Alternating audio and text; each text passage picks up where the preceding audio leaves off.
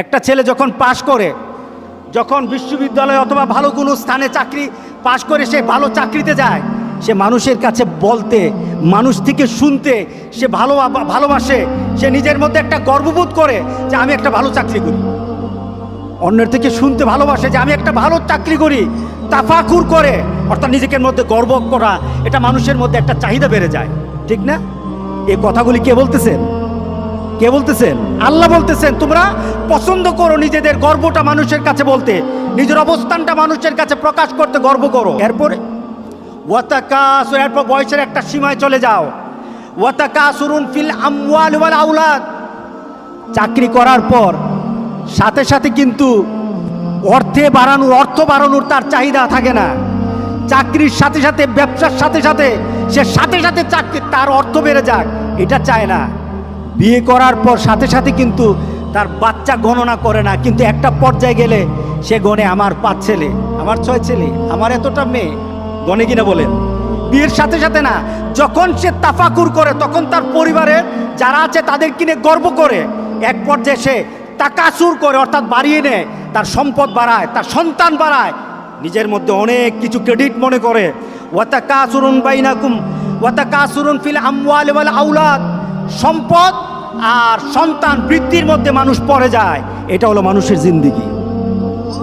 মানুষ বাড়ায় সম্পদ, মানুষ বাড়ায় সন্তান, তখন মানুষের মধ্যে এই বৃদ্ধির জন্য এক প্রতিযোগিতা লেগে যায়। আপনি দেখবেন একটা পর্যায়ে মানুষ বাড়ি কিনে, একটা কিনে, দুইটা কিনে, জমি কিনে, একটা কিনে, দুইটা কিনে, ব্যবসা প্রতিষ্ঠান একটা, দুইটা, তিনটা বাড়াতে থাকে।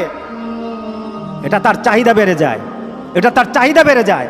এটা আল্লাহ সুবহানাহু ওয়া তাআলা বলতেছেন, তোমার জিন্দেগির, তোমার জীবনের একটা পর্যায়ে তুমি শুধু একটা নেশার মধ্যে পড়ে যাবা। নেশাটা কি? আমার বাড়াতে চাই, আরো বাড়াতে চাই, সম্পদ বাড়বে, আমার সন্তান বাড়বে, এই একটা চাহিদা তোমার মধ্যে ঢুকে যায়। এটা কিন্তু ওই যখন নতুন বিয়ে করে তখন কিন্তু তার হয় না। যখন সে নতুনভাবে ব্যবসা আরম্ভ করে চাকরিতে ঢুকেছে তখন থাকে না, কিন্তু এক পর্যায়ে চলে যায়, ঠিক না? এক পর্যায়ে চলে যায়। তখন আল্লাহ সুবহানাহু ওয়া তাআলা এরপরে বলেন, তোমার জীবনটা তেমন, হঠাৎ তুমি দেখতে পাবা তোমার জীবনটার মধ্যে যেন আকাশে মেঘ জমেছে। তোমার জীবনটার মধ্যে আকাশে মেঘ জমেছে। মেঘ আসলে কি হবে? বৃষ্টি হবে। বৃষ্টিতে কি হবে? জমিন সতেজ হবে। তুমি যখন দেখলা তোমার জীবনের একটা পর্যায়ে তোমার সম্পদ বেড়ে গেছে, তোমার সন্তানও বেড়ে গেছে, তখন তুমি অনেক অনেক আনন্দ হয়, চিন্তা করবা আকাশে তো মেঘ জমেছে, বৃষ্টি পড়বে, আমি তো এখন খুশি আর খুশি। অনেকদিন আগে এক বাপের সাথে কথা বলতেছিলাম, এক বাবা, তার সাথে কথা প্রসঙ্গে বললাম যে আপনার কি অবস্থা, কেমন আছেন? উনি বলছেন, চাকরি যখন নিজে চাকরি করতাম তখন খুব কষ্টের মধ্যে ছিলাম, পরিবারটাকে গুছাতাম, একটা টার্গেট ছিল যে এক পর্যায়ে আমার সন্তানরা অনেক কিছু হবে। আজকে আমার অনেক কিছু হয়ে গেছে, আমার সম্পদ হয়েছে, সম্পদ বেড়েছে, সন্তান হয়েছে, সন্তান বেড়েছে, কিন্তু উনি টের পায় নাই উনার জীবনের মধ্যে কিন্তু হলুদ বর্ণ ধারণ করেছে, ঠিক না? উনার জীবনে কিন্তু হলুদ বর্ণ ধারণ করে ফেলেছে। উনি ঠিকই বৃষ্টি দেখেছেন, তার জমিন উর্বর হয়েছে, সব ঠিক, কিন্তু হঠাৎ দেখা গেল খড়কুটোর মতো, ওই জমিনের ফসলের মতো, গাছের পাতার মতো উনার জীবনটা কিন্তু হলুদ বর্ণ হয়ে গেছে, ঠিক না? যারা বয়সে বৃদ্ধ হয়েছেন আপনারা কি ওই অজিনা, গর্ব করা, তাফাকুর করা এবং নিজের সৌন্দর্য ফুটিয়ে তোলা, এই যে বয়সগুলি ছিল, আপনারা কি বুড়ারা এখন সেই বয়সটা আছে আপনাদের কাছে? আপনি কি মজা পাবেন? এখন বুড়া আপনি চিন্তা করলেন আমার সৌন্দর্য কেমন আছে, একটু আয়নার সামনে গিয়ে দাঁড়াই, দেখবেনটা কি? দেখবেন দাঁত নাই, দেখবেনটা কি? দেখবেন সব দাড়ি সাদা, এরপরে দেখবেন কি গালগুলি ভরা ছিল, এখন গাল সব ভিতরের দিকে। দেখবেনটা কি? চোখটা ছিল আগে ভাষা চোখ, এখন চোখ চলে গেছে ভিতরে, আপনি তখন চোখের পানি ফেলে বলবেন, কি সুন্দর ছিলাম আর এখন কি হয়ে গেলাম। চামড়াটা শুকনা হয়ে গেছে, চামড়াটা আপনার কুচকিয়ে গেছে, আপনি নিজের মধ্যে আর সৌন্দর্য খুঁজে পাবেন না, আর নিজের সৌন্দর্য নিয়ে গর্ব করারও কোনো সুযোগ থাকবে না, কারণ আপনার জীবনে হলুদ হয়ে গেছে, ঠিক না? আপনার জীবনটা হলুদ হয়ে গেছে। এখন আপনার জীবনে হলুদ চলে আসলো, এই পর্যায়ে আল্লাহ সুবহানাহু ওয়া তাআলা আমাদেরকে নোটিশ করে বলতেছেন, ওয়ামাল হায়াতুদ দুনিয়া ইল্লা মাতাউল গুরুর। তোমাদের জীবনটা তোমরা চিন্তা করো আকাশের বৃষ্টির মতো এই হবে, আনন্দ চলতে থাকবে, না না, চলবে না। এক সময় তোমার জীবনটা হলুদ হয়ে যাবে, হলুদ পাতার মতো তোমার জীবনটা হলুদ হয়ে যাবে। তারপরে তোমার জীবনটা কি হবে? রাসূল সাল্লাল্লাহু আলাইহি সাল্লাম, আল্লাহ সুবহানাহু ওয়া তাআলা আমাদের জন্য আমাদের জীবনের একটা পর্যায়ে বলেছেন, আল্লাহুল্লাযী খালাকাকুম মিন যুফিন সুম্মা জাআলা মিন বাদি যুফিন কুওয়াতান সুম্মা জাআলা মিন বাদি কুওয়াতিন যুফান ওয়া শায়বা ইয়াখলুকু মা ইয়াশা ওয়া হুয়াল আলিমুল কাদির। আল্লাহু আকবার, আল্লাহু আকবার। আল্লাহ সুবহানাহু ওয়া তাআলা আমাদের জীবনের একটা পর্যায়ে বললেন যে আল্লাহ সুবহানাহু ওয়া তাআলা, আল্লাহুল্লাযী খালাকাকুম, আল্লাহ সুবহানাহু ওয়া তাআলা তোমাদেরকে সৃষ্টি করেছেন, মিন যুফিন, দুর্বল রূপে সৃষ্টি করেছেন। বাচ্চা যখন ছিলাম তখন কি দুর্বল না? আমি আয়াতটাকে চিন্তা করি, আল্লাহ সুবহানাহু ওয়া তাআলা আমাদেরকে কিভাবে দুর্বল করে শক্তি দিলেন, শক্তি দিয়ে আবার দুর্বল করলেন। সবার জন্য একটা সতর্ক, আল্লাহ সুবহানাহু ওয়া তাআলা আমাদেরকে কি করে সৃষ্টি করলেন? দুর্বল করে। যে কি বলতেছেন? যৌফিন, দুর্বল।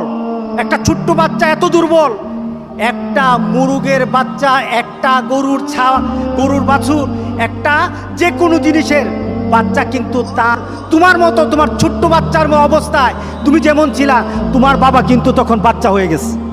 কি বলেন? প্রত্যেকটি বাচ্চা যেমন দুর্বল, প্রত্যেকটি বাবা তেমন দুর্বল না?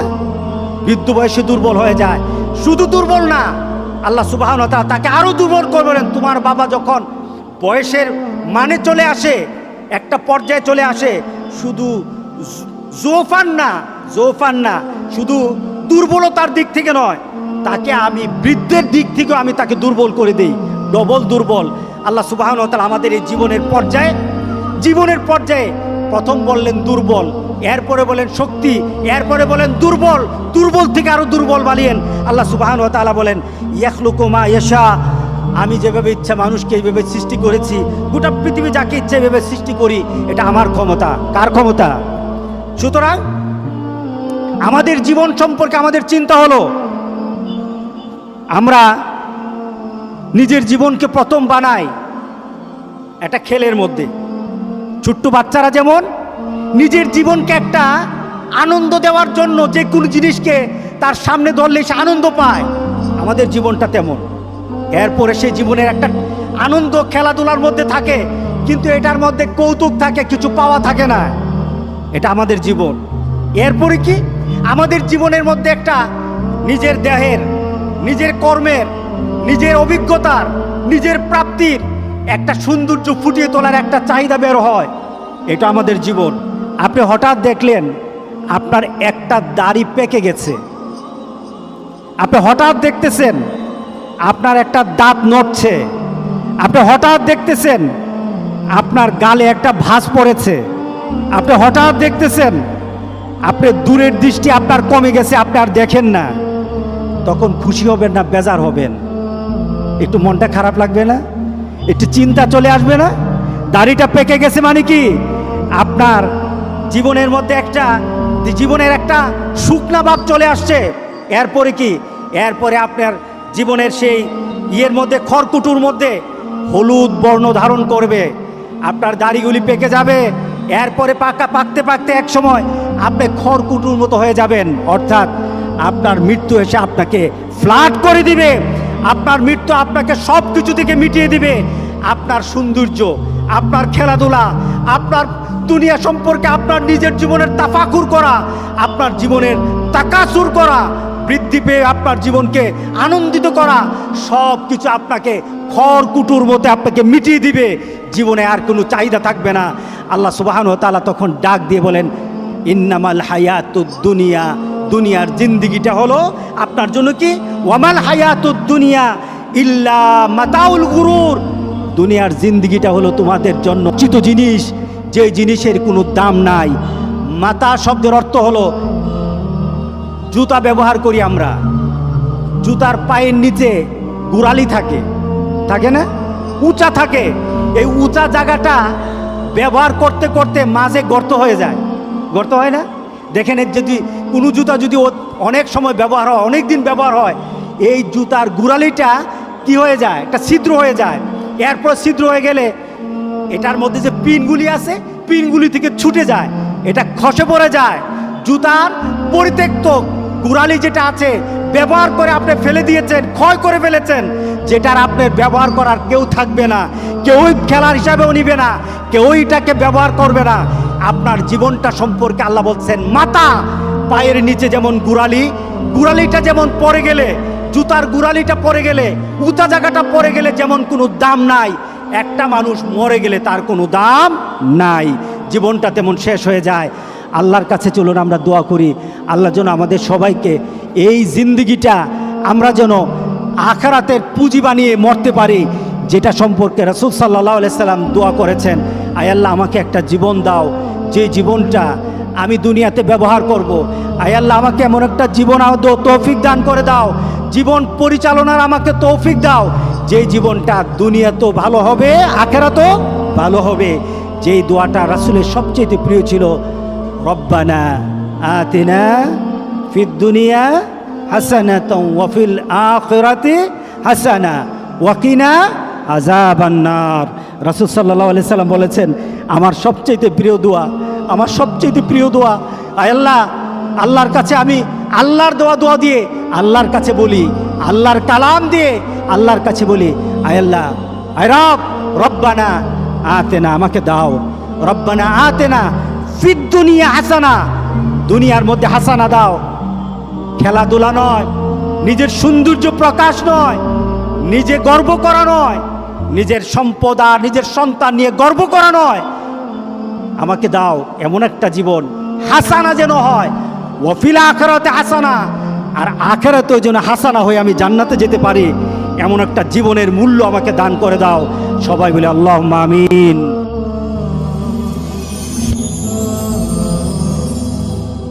Rose TV 24. Enjoy by listening to the Holy Quran.